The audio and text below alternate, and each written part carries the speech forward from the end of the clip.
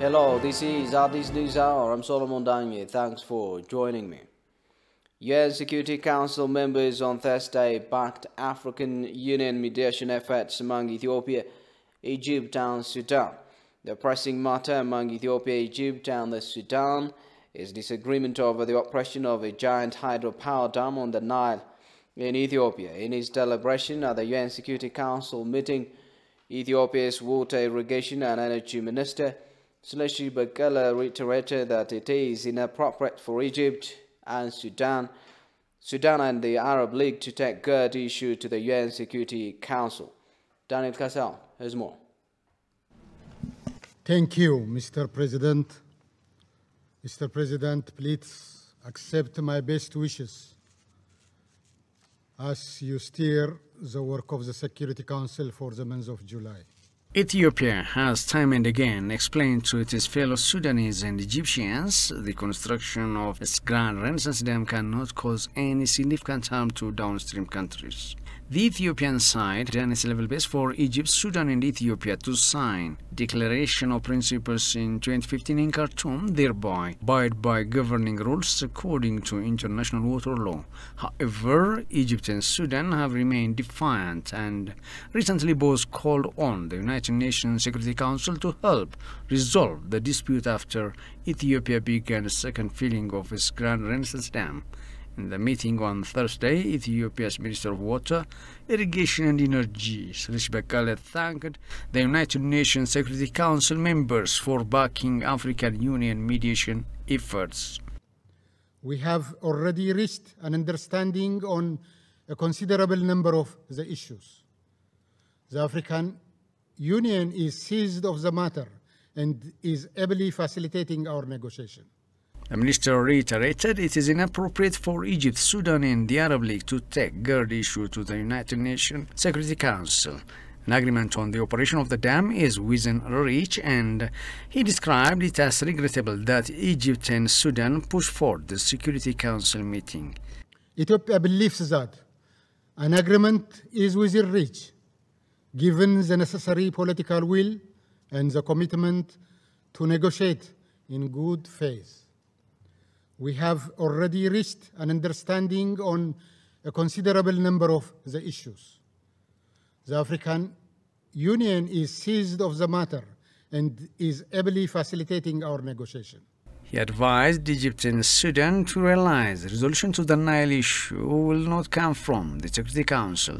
Rather, he said it can only come from good faith negotiations under the auspices of the African Union. I want us to truly appreciate the subject matter we are compelled to discuss, and we are speaking of a hydroelectric dam.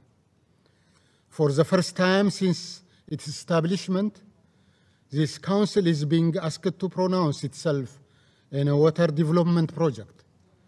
The Security Council is a political and security organ.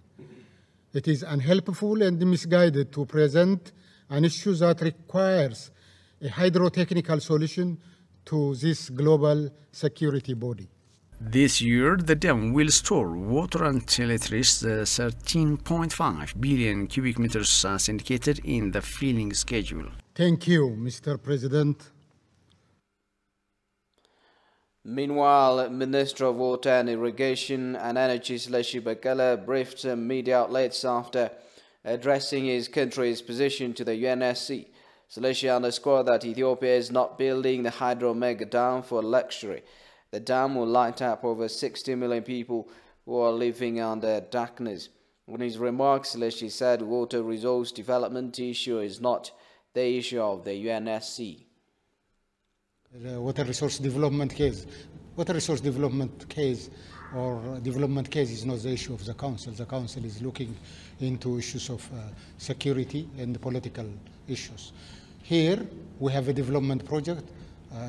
Most of the Council members actually emphasize that we go back to African Union, lead negotiation, conclude result on faithful negotiation. Are you still willing to work? Are you still willing to collaborate with the African Union? Absolutely, we are working on that. We have never boycotted the African Union meeting. Slushy added Ethiopia extended the filling of reservoir to rainy season not to cause harm to the riparian countries. All dams in the Nile Basin are filling. The reason being, it's a rainy season. July, August, and September, bountiful water. In fact, it is creating problems by creating havoc in the form of flood. It's a real opportunity, actually. GERD provides that opportunity of protecting against flood. There is no really an issue. Second, when you see it from Ethiopian context, we contribute 77 billion cubic meter to the Nile. It's only fair to take 13.5 to fill our dam. We are not building African white elephant, not to fill the dam, but actually fill and operate and utilize it. So it's really logical on issues that matter actually about the operation of the dam in future. We have to come to conclusion, how do we handle if drought occurs? Ethiopia stretching its hand, but will utilize some of its reserve storage actually to help downstream countries so that they will not be harmed by extreme droughts. As long as water is in the reservoir of above certain quantity, we cooperate. That is the way to go, actually. Most of the member countries of the United Nations Security Council recommended that the issue of the Grand Ethiopian Renaissance Dam should be resolved by African Union-led negotiation. In Thursday's UNSC meeting, countries including Kenya, Norway, Ireland, US, Russia, China and India have encouraged Ethiopia, Egypt and Sudan to solve the GERD dispute under the auspices of African Union. Kasan Jani tells us more. Kenyan representative at the United Nations Security Council, Ambassador Martin Kimani, said the three countries should work cooperatively to utilize the Nile River for mutual benefit through fair and reasonable manner, stressing the need to seek African solution to African problems. He stated that Kenya is confident that the Declaration of Principles will be an African reality. Mr. President, Kenya recognizes the critical importance of the principle of subsidiarity in this matter and recommends it to the Security Council. We call on all the parties to recommit to negotiating in good faith within the AU-led process in a spirit fired by our shared dream of building a more united and prosperous Africa by 2063. We urge them to avoid inflammatory utterances because making them is what may lead to tension, as opposed to the underlying issue of the Nile River and its uses. Kenya has every confidence that our Egyptian, Ethiopian, and Sudanese brothers and sisters will make the principle of African solutions for African challenges a reality. Permanent representative of the Russian Federation to the United Nations, Ambassador Vasilina Benza, on his part urged the three countries to reach a comprehensive agreement on GERD through AU-led process, reaffirming the commitment of his country to African solution to African problems. The Russian Federation is closely following developments in the situation with the Great Renaissance Dam being built by Ethiopia on the Blue Nile River. We are fully cognizant of the political and socioeconomic significance of this hydropower project, the largest on the African continent, for the millions of people living in Ethiopia. We appreciate the significant involvement of the African Union in resolving the dispute over the dam, including the work of its Committee of Technical and Legal Experts. We believe that the capacity of this authoritative regional organization to resolve the current water crisis has not yet been exhausted. We call on the Congolese chairmanship of the African Union to intensify efforts in this direction.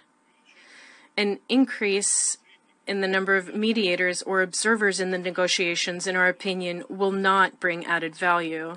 The permanent representative of China to the United Nations Security Council, Ambassador Zhang Jun, also said Africans are capable of solving their own problems by their own long-standing mechanisms, calling for AU-led process to solve the issue. Egypt Ethiopia and Sudan are all at an important stage of development, and the Nile River is of great significance to the life and development of the three countries. China supports the three countries in reaching an agreement on the Transboundary Water Cooperation Program through dialogue and consultation for the sustainable management and utilization of the Nile water so that all the riparian countries can benefit from it. China believes that through joint efforts, the completion of GERD can become a tripartite development project to enhance mutual trust and win-win cooperation. China attaches great importance to the issue of GERD and appreciates the fact that in 2015, the three countries signed a Declaration of Principles on GERD through dialogue and negotiations and held multiple rounds of negotiations under the auspices of the AU. The AU has made lots of efforts to facilitate the tripartite negotiations, and China appreciates the active role played by President Tshisekedi and President Ramaphosa as current and former AU presidents. United States Ambassador to the United Nations Security Council Linda Thomas-Greenfield on her part stated that the negotiation process away from the African Union, contrary to solving African problems, ought to be solved through sharing equitable water resources beyond the three countries. The United States is committed to addressing the interlinked regional crises and to supporting a prosperous and stable Horn of Africa. So we stand ready to support collaborative and constructive efforts by Ethiopia, Egypt, and Sudan to resolve the issues over the GERD. We understand that the Nile waters and how these waters are used are important to all three of these countries, and we believe this is an issue that can be reconciled. A balanced and equitable solution to the filling and operation of the GERD can be reached with political commitment from all parties. Egypt and Sudan's concerns over water security and the safety and operation of the dam can be reconciled with Ethiopia's development needs. This begins with the resumption of productive, substantive negotiations. Those negotiations should be held under the leadership of the African Union and should recommence with urgency. During the occasion, it was noted that Ethiopian high-ranking government representatives urged Ethiopian and Sudanese neighbors to understand that a resolution to the Nile issue can only be solved from good faith negotiations under the auspices of the African Union with due care for the well-being and development of each other. I'm now joined on the phone by Gideon Asfa, an engineer by profession and negotiator on the issue of the GERD representing Ethiopia. Thank you for having you, sir. Thank you. I hope as a negotiator you had a closer look into the UNSC's meeting yesterday. How do you find it? What are your thoughts on that? Thank you for having me. We all listened to the deliberation yesterday evening. Yeah.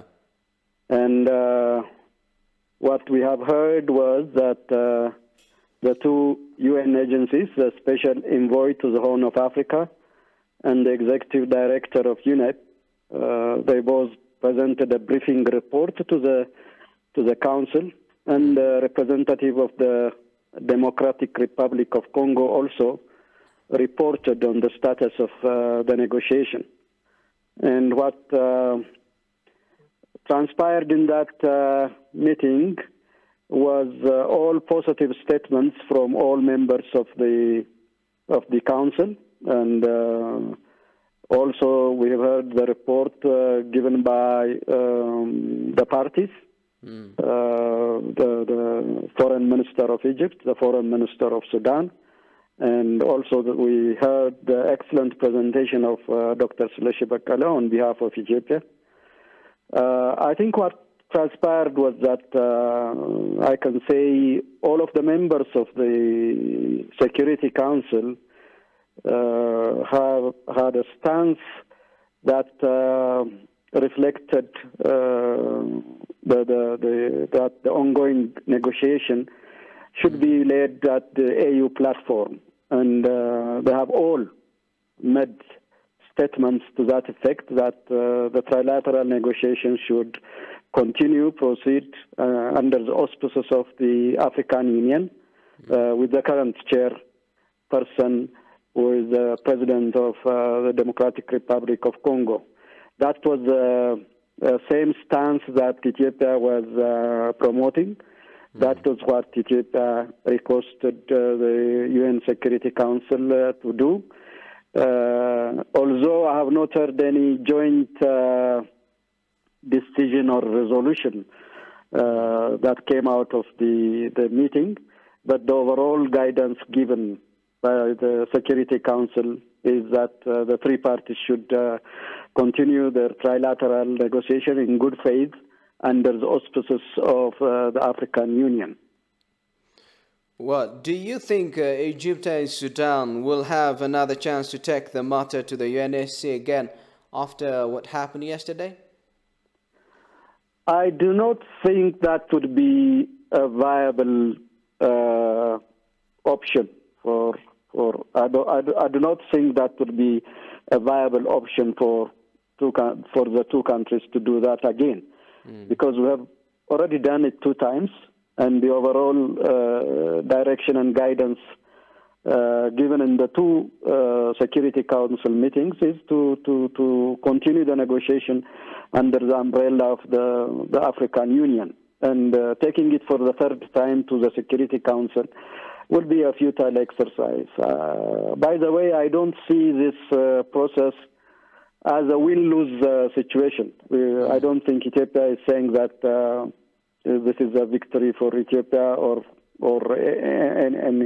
any statement in that manner. This is a process of negotiation, and that process now, because of the 2 countries, reached up to the level of the UN Security Council, and it's coming back to the AU platform again. So I take it as a process, not as a win-lose situation. And I take also the guidance of the most members of the Security Council that to refrain from inflammatory media statements, and to refrain from unhelpful statements that would not promote a good faith negotiation. So I think as Ethiopia, we should respect that kind of guidance and be ready to continue the negotiation as we have done before, in good faith, to find solutions and resolve the unresolved issues under the African Union leadership. Finally, Egypt is lobbying Arab League nations like Tunisia to internationalize the GERD issue. What is it that the Ethiopian government lacks to convince these nations not to meddle? Well,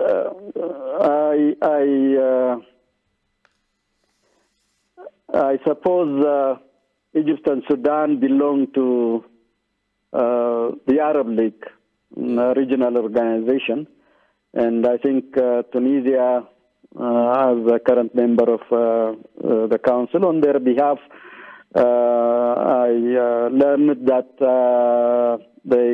Tunisia presented a draft resolution which really is unreasonable, personally to me and to most of, I think, the Council members, and largely Ethiopia doesn't believe that such a resolution will be helpful to the trilateral negotiation. I was surprised that Tunisia tabled a resolution which some of them are really unacceptable. Provisions like asking Ethiopia to postpone the filling while we have already started the filling process. This kind of resolution, I don't think will get acceptance by the Council members. And also, I was surprised to learn that Tunisia also requested the UN Security Council to take over the facilitation of the negotiation, while it is under the AU. platform, and against the wishes of all the Security Council members. All of them recommended that it should proceed under the AU process. I think what Tunisia tabled was unacceptable, and it was not, I think, accepted. And we'll have to wait for the joint statement or which will come out from the UN Security Council. Up to now, I see it as a positive development, and I think we should be getting ready to proceed and continue, resume the trilateral negotiation under the chairmanship of the Democratic Republic of Congo president. Engineer Gideon Asphalt, thank you for your time. Have a good night. Thank you very much. Thank you. For thousands of years, the peoples of the Horn of Africa have revered the mighty Nile. Its spiritual significance to these lands has been enshrined in poetry, music, and spoken word for time immemorial. And in a land that is holy to Christians and Muslims and followers of many faiths, these waters hold a place in the hearts of millions of Africans. And in all this time, the waters have flowed with only a dream of being able to harness and help bring millions of women, children, and men out from darkness. Today, a new dawn is upon us, when a continent can rejoice in unison. The grand Ethiopian Renaissance Dam stands as a beacon of hope for all Africans. The use of a hydroelectric dam which does not consume the water, but rather allows it to continue its flow to our brothers and sisters in Sudan and Egypt, will finally allow the lights to turn on in all of the African Nile Basin countries. Since the dawn of time, Ethiopia, who contributes 80% plus of the waters, has used 0%. Today, more than 60% of Ethiopians do not have access to basic electricity. Ethiopia has watched as her soil and minerals be swept away to irrigate the cotton farms of Egypt, while her mothers still carry firewood upon their backs and sit in darkness. The time for a fair and equitable share of the Nile is now. The time for all 11 African nations who feed the Nile to share in its life-giving potential is now. This is truly a dam of inclusivity, of kindness, and of shared prosperity. Light, energy, education, food security, and a chance for prosperity for millions. This is Africa's dam. This is our dam. This is my dam. During the bi-weekly press briefing session, spokesperson of Ministry of Foreign Affairs, Ambassador Dina Mufti, reiterated the commitment of the federal government to maintain relief operations in Tigray region. Regarding Thursday's United Nations Security Council meeting, the spokesperson said almost all member countries have urged Egypt and the Sudan to come back to the AU-led negotiation on good. According to Dina, this is a major diplomatic success for Ethiopia. And we have urged the Security Council, in fact, to encourage both Egypt and Sudan to come back to the fold of the African Union and continue negotiations through that process. As you know, yesterday the Security Council has held discussions on the letters written to it by the Arab League, and all members of Security Council, more or less with different tones, have urged the very renewal of the African Union process, and they have definitely gave support for the African-led process to continue. This is for us a big diplomatic victory. We are always faithful to the African Union process, to the African-led process. Ethiopia has been always committed to it, and we have been urging our brothers and sisters in Egypt and Sudan to come to the fold of Africa, because we believe that this is an African river, and this is an African issue, this is an African dam. Commenting on the recent permission granted to a humanitarian flight, the ambassador said the decision is part of the effort to address the need in the area. Humanitarian cargoes must land at Addis Ababa and undergo close inspection and check-up before they enter Tigray, the spokesperson stressed. The relief operations will continue because there will be a flight from Addis all the way to Mekelle and Shire to supply, and of course the flights will depart from Addis. All the flights, all international flights are supposed to land in Addis and then depart to those destinations. The Ethiopian diaspora from various states of the U.S. has staged a demonstration in front of the United Nations Security Council ahead of its meeting on the GERD Thursday. The aim of the demonstration was to show the fact that Ethiopia strongly believes the GERD issue should be resolved through AU-led negotiations and that the GERD is an existential matter for Ethiopia and Ethiopians. Let's take a quick look at the demonstrations.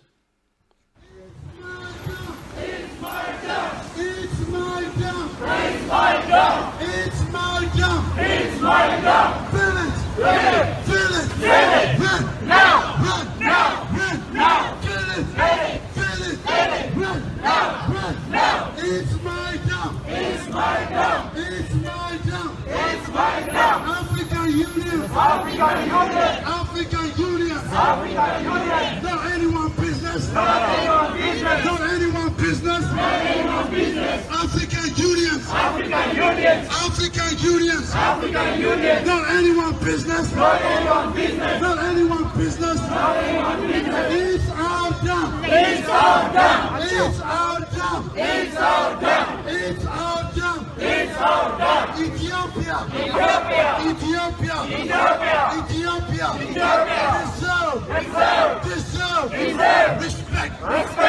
Deserve. Respect. Ethiopia.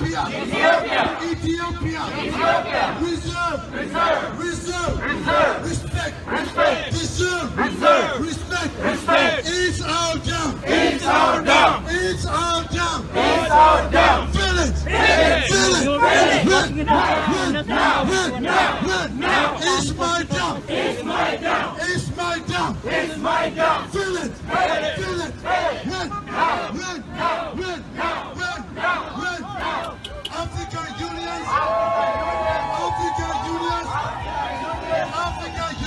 African Union.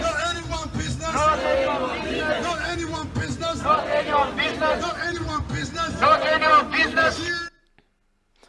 Ethiopia plans to use GERD to provide electricity to its growing population of more than 100 million, although for years Egypt and Sudan have been voicing unfounded concerns over water levels and security. Various Africans have uniformly voiced support for the African Union's negotiations and called on all the involved countries to work for a fruitful agreement of what is expected to be Africa's biggest hydropower dam upon completion next year. Take a look. This is Addis News Hour. Although Ethiopians are still celebrating the fair and acceptable manner in which the GERD issue was seen on Thursday at the UN Security Council, many have doubts on the fairness of trilateral, continental and multilateral organizations. Ethiopia had on many occasions faced unfair and unjust decisions by these institutions, a case in point being the blatant proposal by these institutions to impose sanctions on both Ethiopia and Eritrea when it was abundantly clear that Eritrea was the aggressor in 1997. Talking to ETV today, a historian reflected that colonial mindset as well as an acceptable foreign intervention are still looming in these institutions. Haptam Ashagri reports. Throughout the history, Ethiopia has suffered at the hands of foreign powers whose multilateral and global institutions reflected colonial mentality. A case in point is Ethiopia's plea to the League of Nations after Italy's invasion in 1935. Ethiopia appealed to the League of Nations, beefing its case up with war crimes by Italy. However, the league came up with unrighteous decision of banning both Ethiopia and Italy. Talking to TV English, a historian at the Addis Ababa University, Dachasa Bebe, said colonial mentality is deeply embedded among the superpowers. It seems the extension of that colonial mindset, looking Africa at something inferior in every aspect, so they want to decide what is good for Africa instead of, for example, asking what Africa needs.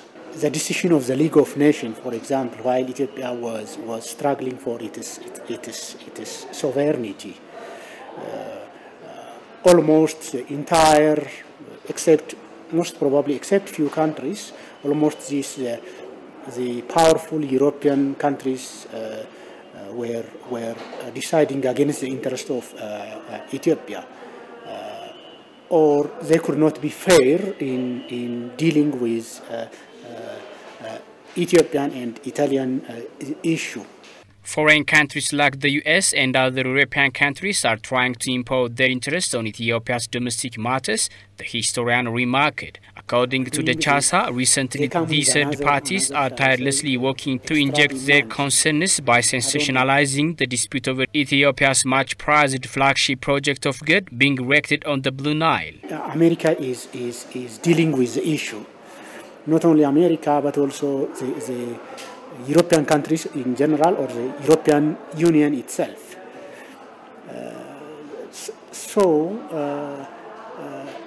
It is not only the matter of these two countries. In short, they make it something regional beyond the issue of Ethiopia and Egypt. Underlining the foreign countries rely on geopolitics to reinforce their national interests, the Chasa said this move is worsening the standoff between Ethiopia and Egypt over the $5.4 billion dam. Regarding expected contributions on recent issues from historians, the Chasa told ETV that further efforts are needed between historians and political scientists to solidify their role to capitalize on the good issue.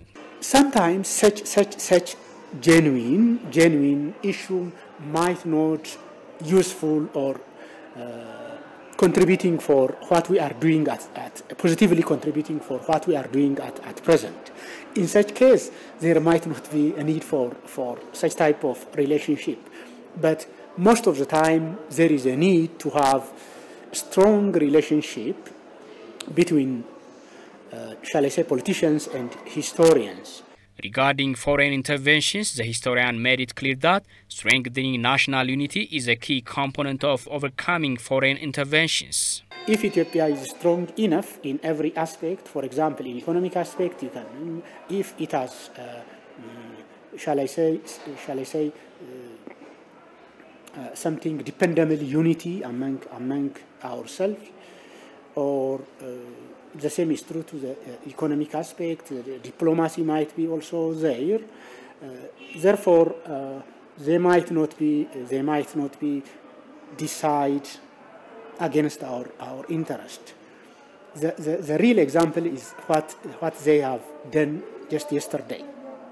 How things are moving in favor of, relatively speaking, in favor of Ethiopia.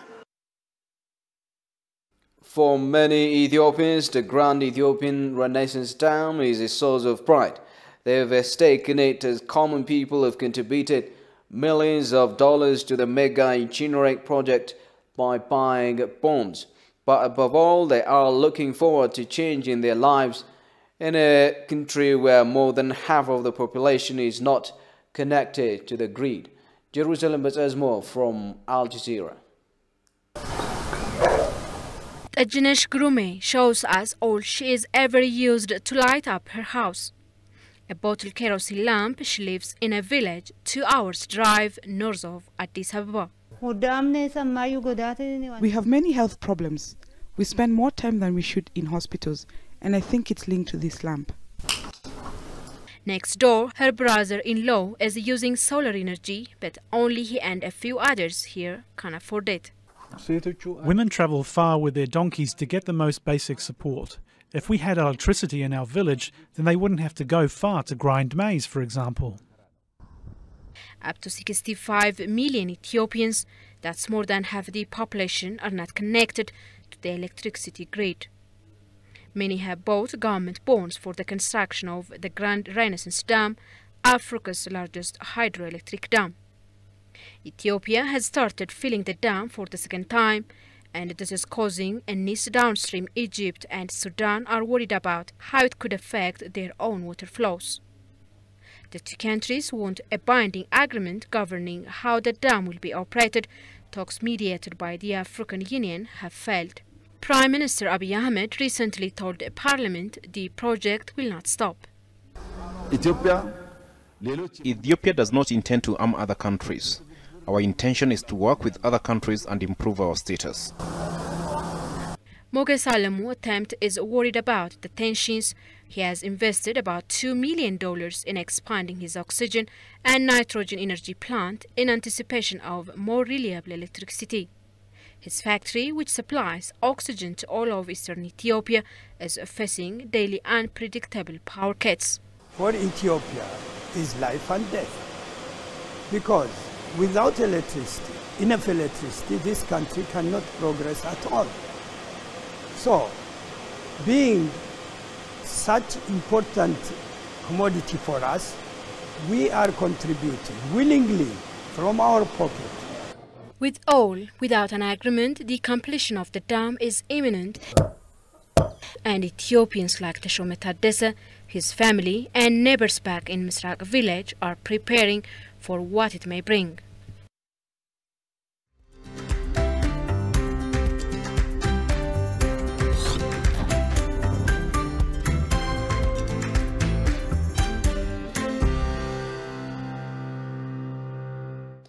On June 21, the Ethiopian people voted in peaceful fortitude to advance their nation towards democracy.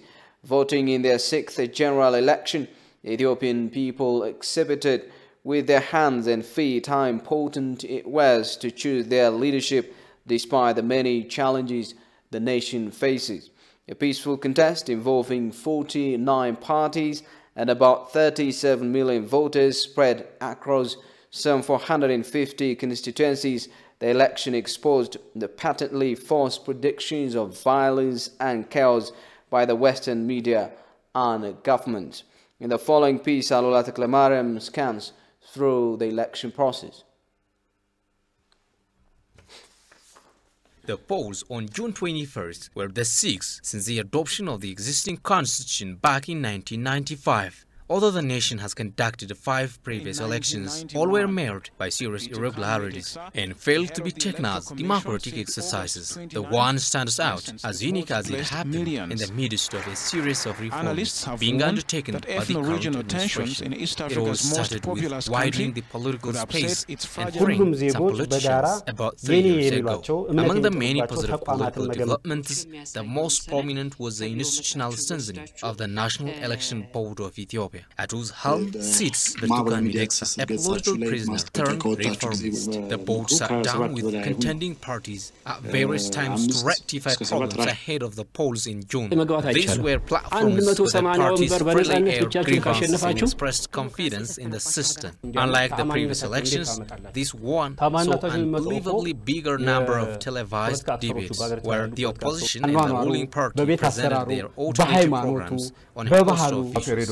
Also significant was the fact that the viewers had the alternative of accessing the debates in TV channels other than ABC, as used to be the case previously. Despite Doomsday's predictions, however, polling day turned out to be quite the opposite. The same news outlets that falsely portrayed the Ethiopian election prior to its occurrence have thus far refused to publicize its actual success. Ethiopians with calm determination voted for unity, peace, and development as they stood in lines for hours in such large number that polling stations stayed open hours longer than scheduled. This is probably the first election that have a very big chance to be credible. That's why we are very optimistic, but at the same time we are very cautious. We are cautious because We know there are all kinds of logistical problems here and there, but hopefully that these are not problems that would change the outcome of this election. If that happens, then this would be a great day for this country. One of the major features of democracy is election. So the government should get the people's vote. The government should respect the vote of the people. So when is the elections, the legitimate government was coming. Yeah. So if there is the legitimate governments, that legitimate government can protect the national wide interest, and also can change with foreign diplomacy. The only two observer missions, both from African institutions, recognize the Ethiopian general election as legitimate, and instead of the US and other Western nations congratulating Ethiopia, they have been conspicuously silent. In general, the environment, as has been attested by a number of participants, allowed each voter to choose their members of parliament without interference. Ethiopians expressed their pleasure to be able to vote freely in what is now praised as Ethiopia's most open election. The election board is expected to announce final and consolidated results by the end of this week. From its authoritarian past. Ethiopia held its 6th general elections in June 2021 without significant security problems. Just prior to the voting day, foreign media outlets, however, predicted that Ethiopia could run into catastrophic conflicts if it holds the election given its current situations. But the 6th general election nullified these unfounded analyses, and Ethiopia held its elections peacefully and with higher voter turnout. Thomas McGraw listened to various media reports as follows. Ethiopia conducted the twice delayed 6th general election just a couple of weeks before. During the pre-election period, many foreign media outlets highly criticized the election and expressed their unfounded analysis that it could lead the country into a potential conflict. They forecasted the election would bring to Ethiopia an electoral violence, mentioning the general context of a country was spoiled with high levels of political instability. France 24, for instance, said the election cannot help Ethiopia to solve political divisions other than aggravating the crisis within the country and finally resulting in fierce bloodshed across the nation. This is exactly what the International Crisis Group senior analyst William Davison said on France 24 just some weeks before. Because there is no voting in at least 3 regions in Ethiopia.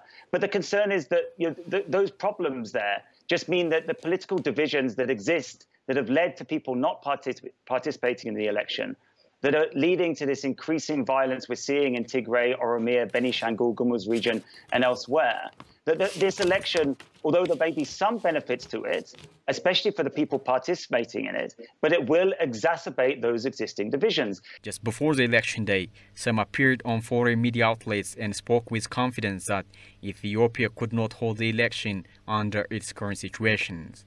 They warned an aggressive move for the election could only cost the country's tremendous amount of resource and human life.